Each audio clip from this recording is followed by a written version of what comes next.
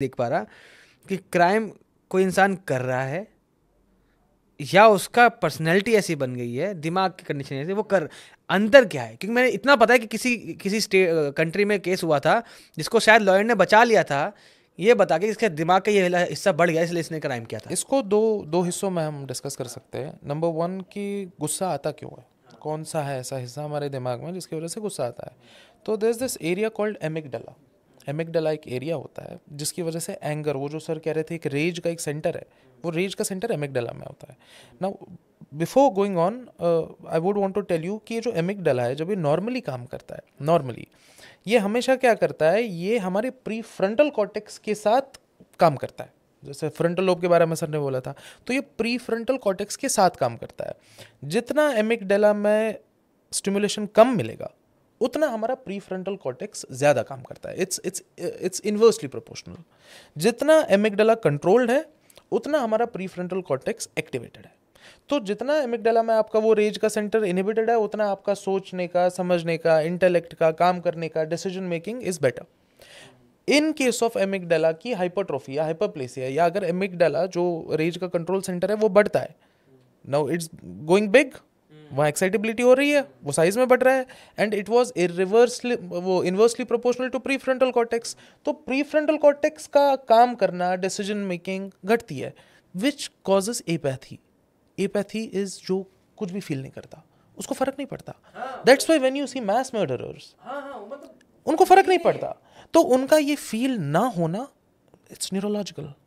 You see there was this area of the brain जो stimulate हुआ, amygdala the rage centre, उसने prefrontal cortex को inhibit इतना ज़्यादा किया कि उसकी जो वो क्षमता थी एम्पैथी की, सिंपैथी की, इंटेलेक्ट की, सोचने की, वो खत्म हो जाती है।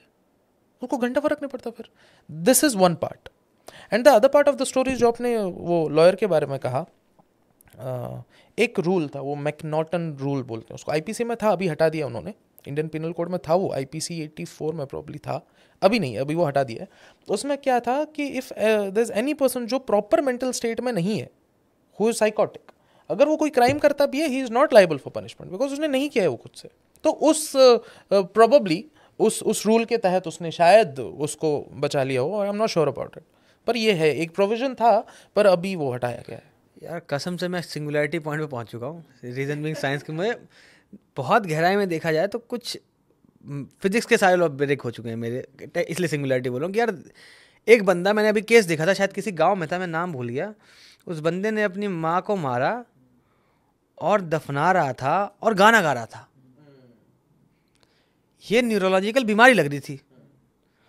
अब वो जो चीज़ है, मतलब मेरे पास शब्द नहीं है, सीरियसली मैं आपसे मैं बोल नहीं पा रहा मैं इसको कैसे कन्वे करूं कि ये जो चीज़ें हो रही है ये हो कैसी रही है और किस हद तक हम लायबल है।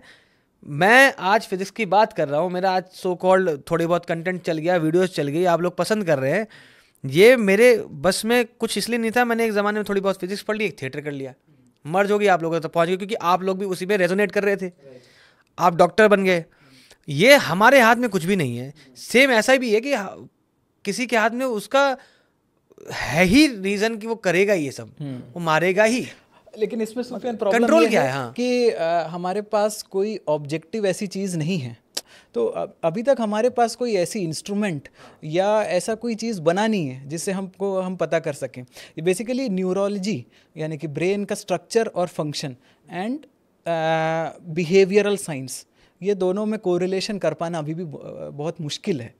यानी कि वो उसका बिहेवियर ब्रेन के किस पार्ट के कोई डिसफंक्शन से हो रहा है या नहीं। कुछ ऑब्जेक्टिव एविडेंस होते हैं, अगर ब्रेन के उस हिस्से में कोई ट्यूमर है, ब्रेन के उस हिस्से में सीजर्स आ रहे हैं, एपिलेप्सी हो रहा है और वो चीज़ हमको दिख रही है, देन प्रोबेबली वो चीज़ उसके कंट्रोल में नहीं है। लेकिन ये कहना कि ब्रेन का कोई भी चीज़ हमारे विल में नहीं है, वो एक क्या कहते हैं स्लिपरी स्लोप हाइपोथेसिस है। यानी कि अगर आपने ये चीज़ माना कि ये आपके कंट्रोल में नहीं है, तो ब्रेन का लोब और ब्रेन के डिसफंक्शंस है और उसका कोई ऑब्जेक्टिव एविडेंस भी नहीं है हमारे पास, तो फिर आप इस चीज़ को तो आप हर जगह अप्लाई कर सकते हैं और वो एक स्लिपरी स्लोप हो जाएगी। Very nicely put sir. नहीं मैं लेकिन सर मैं अपने बताता हूँ, मैं विल की जब बात की, मैं वो इंसान हूँ जो बहुत तहे दिल से मानता है और चाहता है कि दुनिया में फ्री विल ना हो। रीजन बीइंग जो मेरे साथ तो किसने बोला फ्री विल है? नहीं, बिल्कुल नहीं है। और कई लोग ऑप्शन देते हैं क्योंकि क्रिमिनल्स अगर मेरे पास इसका जवाब है। लोग बोलते हैं कि क्रिमिनल बेचारा फ्री विल नहीं है, क्राइम कर दे रहा है, तो भाई जज के पास भी नहीं है उसको भी सजा देनी है। तो अगर प्रीडिफाइंड मान रहे हो तो सबको मानो, सजा जो मिल रही है वो भी प्रीडिफाइंड है, जो गुनाह कर रहा है वो भी प्रीडिफाइंड है। ये सब चीज़ें हैं और इससे कितना सुकून मिलता है यार। बैलेंस है ना। मैं अपने पर्सनल लाइफ में बता, मैं कितना खुश हो जाऊंगा ये जान के कि यार फ्री विल नहीं है, ये जो हो रहा है मेरे साथ पर्सनल लाइफ में भी हो रहा है, ये सब ऐसा ही होना था। और इस बात को मान के मैं थोड़ा शांत बैठा रहता हूँ। ये मैं नहीं मानता, ये मैं नहीं मानता, क्योंकि इसने आपने अपना गिल्ट और अपना सारा चीज, आउटकम और गिल्ट दोनों किसी और पे ट्रांसफर कर दिया। मैं किसी हायर पावर पे नहीं गया, मतलब हो गया, लेकिन आपने तो अपने ऊपर से हटा दिया ना, वो किसको दिया उससे फर्क नहीं, आपने अपने ऊपर से तो अपने सर से बोझ तो हटा दिया। और मैं ये मानता हूँ कि हर पॉइंट पे छोटे छोटे हमको डिसीजंस लेने होते हैं, उन छोटे छोटे डिसीजंस का इफेक्ट बाद में आता है, लेकिन उस पॉइंट पे डिसाइड करने की अथॉरिटी आपकी है और आपके ब्रेन की है। आप फ्री विल में मानते हैं? मैं मानता हूँ। Nice question, next question. ठीक है, फ्री विल नहीं बात नहीं, क्योंकि मैं खुद क्वांटम मैकेनिक्स के हिसाब से जाते हैं ना, तो फ्री विल मुझे लगती है एक पॉइंट पे चांस हो सकता है कि है, लेकिन जैसे जैसे पर्सनल लाइफ में, इमोशनल लाइफ में, सब में हम जाते हैं, तो फ्री विल ना होने से इंसान को सुकून मिल जाएगा। फिर वही बात, मैं उस पोजीशन पे पहुंचा हूँ जब सुफियान से बात होती है, कई बार बात की हमने, he is like a brother to me. तो जब भी कहता है ना कि आसिम भाई मुझे ना वो 1% चांस का, एंड आई एम लाइक किसने बोला 1% भी है? मैं तो नहीं मानता। हाँ ये कंप्लीट, आप कंप्लीट है कि फ्री विल नहीं है।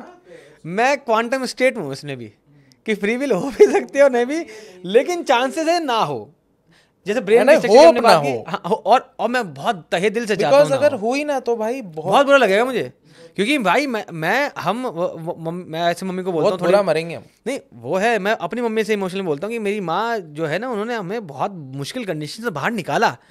ठीक है, वो मम्मी हमेशा कभी कभी बीच में गाना गाती थी जब थोड़ा सा स्टेबल हो रहा था कि हम लाए हैं तूफान से कश्ती निकाल कर, इस देश को रखना मेरे बच्चों संभाल कर, काइंड ऑफ कि देखो बहुत मुश्किल कंडीशन से हम डेवलप हुए। एक ज़माने में घर पे पैसा नहीं है, खाना नहीं है, भूखे सो रहे हो, और आज आके सब, और उस पॉइंट पे पापा इतने बीमार हो गए कि समझ नहीं पा रहे। तो उस चीज़ से बचने का, अगर मान लो ये बोलो कि ये फ्री विल था, पापा की जो चीज़ें चली, पापा ने जो उनसे दो मेडिसिन में जो उनसे गलतियाँ हुई, चीज़ें ज़्यादा शेयर नहीं कर रहा, लेकिन हाँ कुछ गलतियाँ उनकी रही, तो उससे क्या होगा कि यार बुरा लगेगा, यार शिट यार अब तो सब सही चल रहा था ना। और जब लगेगा नहीं अरे यार ठीक है पापा आपकी गलती नहीं है कोई, हम सब साथ खड़े, हम अपने फ़र्ज़ पूरे करेंगे। और जब तक इस मेरी शरीर में सांस है, मेरे भाई बहन के शरीर में माँ, हम सब ऐसे हैं मुट्ठी बंद करके कि हम सब खड़े हैं। और उसमें भी आप जैसे मान लीजिए आज पापा समझ नहीं पा रहे हैं इस चीज़ को, लेकिन स्टिल मैं एक उनको थोड़ी देर के लिए 3-4 घंटे छोड़ के मैं आया हूँ यहाँ से, बात करेंगे हम लोग, ताकि ये इन्फॉर्मेशन हम दूर तक पहुँचाएं। मेरा भाई हैदराबाद से सब छोड़ के आ रहा है कि पापा सारे फ़र्ज़ पूरे करेंगे। और इस फ़र्ज़ का और इस चीज़ का मैं आप सबसे भी बोलना चाह रहा हूँ, ये जो हम पे दायित्व आता है, इससे आप बिल्कुल भी इस पर किसी को कोई गर्व करने की बात नहीं है। ये हम सब के फ़र्ज़ है, अपने आसपास के लोगों को, अपने दोस्तों के लिए, सारे जितने भी हम कहते हैं ना, उनके फ़र्ज़ निभाना। अगर तुम्हारा कोई दोस्त परेशान है उसके काम करो, मोलो मत जाके देख भाई मैं तेरे लिए किया, भाई तेरा फ़र्ज़ था, तूने दोस्त बोला तो फ़र्ज़ कर, ये करने की बात आ रही है। ये जो फ्री विल की जो बात की ना, इसमें मैं कहाँ पे वो फंस जाता हूँ, देखो हेल्पलेसनेस की बात आती है, हेल्पलेसनेस। तुमसे बात कर रहा था मैं कुछ दिन पहले, and Sufiyan told me, Asim भाई tell me what can I do so that I get rid of Parkinson's? Name it and I'll do it. Name any chip, name any country. What can I do? I said nothing. You can do absolutely nothing but wait for the results. मुझे कोई आके बोले कि सांस ले लो, सांस ले निकाल के मैं अपने अब्बा को दे दूं। This helplessness tells me काहे की free will? नहीं हाँ नहीं, और ये हेल्पलेसनेस इंसान अब आपको वो समझता है तब जब तुम्हारे हाथ में नहीं रहते ना ऑप्शंस, मैं करता पर मैं कर नहीं पा रहा हूँ। और सर मतलब आप दोनों से यही हेल्पलेसनेस जो है ना, मुझे लगता है इंसान को इंसान बनाती है। बिल्कुल बिल्कुल यार keeps you down to earth है ये, it keeps you down to earth। वो ना कि कर लूंगा जमा दौलत और ज़र, उसके बाद क्या ले लूंगा शानदार सगर, उसके बाद क्या, कुछ नहीं है। और ये हेल्पलेसनेस, मैं मम्मी ने मुझे इंसिडेंस बताया जब मैं वहाँ पे था, हॉस्पिटल में भी था, तो शायद जो थी ना नर्स होती हैं, ये सब बात कर रही थी, मम्मी सुन लिया ऐसी, मम्मी सो रही थी, मैं नाइट में चला गया था उस दिन घर पे, मम्मी बोले सुबह आके बोलती कि यार ये जो थे ना ये ऐसा सुना मैंने कि ये बोल रहे कि इनके जो बेटे आते हैं भैया, अरे पता ही नहीं चलता इतने फॉलोअर्स हैं ये, वो सिंपल से आते हैं ये करते हैं। तो मम्मी ने उनके जाके बोला क्या हो गया, ये जो मैं क्यों एसोसिएट नहीं करता इन नंबर से, या जो भी चीज़ें हो रही हैं जो अभी हम कर रहे हैं, क्योंकि इससे एसोसिएशन का क्या हक बनता है ना, हम कितना हेल्पलेस हैं हम। वही ना 2-3 केसेस होते हैं, मैं बोल रहा हूँ आपसे भी, अगर मुझे ऑप्शन दिया जाए कि भाई ले 10 साल की ज़िंदगी निकाली और ये ले पापा थे 10 दिन भी खड़े, मैं होता ना बस उनके जाने से पहले, मतलब ऐसा कर रहा हूँ मैं। ये भाई साहब बता दूँ, जॉन एले साहब ने कहा था कि मैं अपने माँ बाप के लिए सिर्फ एक काम अच्छा किया कि उनके जीते जीते मैं फौत नहीं हुआ। और हर माँ बाप के लिए सबसे बड़ा आप जो ये कर सकते हैं कि उनके जीते जी जिंदा रहिए, उससे बेस्ट आप अपने माँ बाप के लिए कुछ कर ही नहीं सकते। कमाइए धमाइए सब करिए, लेकिन उससे सबसे बेस्ट है ये, क्योंकि माँ बाप अपने कंधों पे अपने बच्चों को ले जाए, इस दुनिया में सबसे बड़ा कहर है। और इंसान की इमोशन, जब आप बात करें ब्रेन की, यार मैं आपसे यही बात सोच रहा हूँ कि मैं हमेशा ये बोलता हूँ कि जब कोई होता है ना ब्रेकअप हो जाता है किसी का, ये सब चीज़ें हो रही होती है, बुरा हो रहा होता है, लाइफ में पैसा नहीं कमा पा रहा होता है, मैं तो कितनी छोटी मोटी इमोशंस है यार। क्योंकि देखो दुनिया में ऐसा भी होता है कि एक माँ अपने बच्चे का गम बर्दाश्त कर जाती है, और मैं ये बिलीव करता हूँ पर्सनल कि बाप हमारे लड़कों के साथ ये जाती है ज़माने की कि लड़कों को बाप को मर्द को स्टिफ रहना पड़ता है, सुपरमैन बना रहना पड़ता है, उनको अपने अंदर इमोशन रखने पड़ते हैं। लेकिन माँ इमोशन निकाल सकती हैं, और बाप तो सवाल लेगा कि नहीं मेरे पास 2-3 बच्चे और हैं, इनको भी करना है, बीवी भी है, नहीं थोड़ा रोएगा अकेले में। मेरे साथ हुआ था एक इंसिडेंस, मैं कैब से जब घर जा रहा था परिवार के साथ, मैं बहुत रो रहा था कैब में, तो कैब वाला बोलता बाबू चुप हो जाओ। उसने अपने बच्चे की बात बताई, उसका बच्चा गुजर गया था और कह रहा था कि सर मैं जब गाड़ी चला रहा हूँ ना, मैं गाड़ी थोड़ी ना चला रहा हूँ, देख कुछ नहीं रहा है, मतलब इमोशनली ख़त्म हूँ मैं, लेकिन मैं 3 बच्चे और हैं, ये भी बर्दाश्त कर जाए। माँ तो खैर मतलब माँ ये है इमोशन, और इस कैसे बना ये ब्रेन कि उस गम को बर्दाश्त कर जा रहा है यार। मैं तो ये कुछ तो जादुई चीज़ें चल रही हैं।